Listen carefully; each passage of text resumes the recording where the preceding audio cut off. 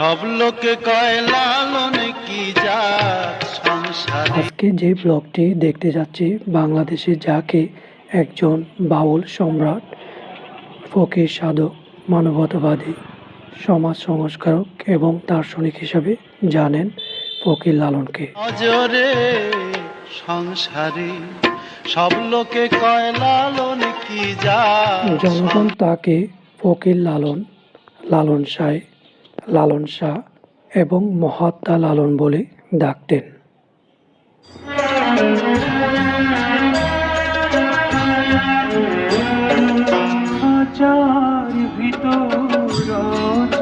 ফকির লালন জন্মগ্রহণ করেন 1774 সালে 17 অক্টোবর। পাখি কেমনি আসে যায়।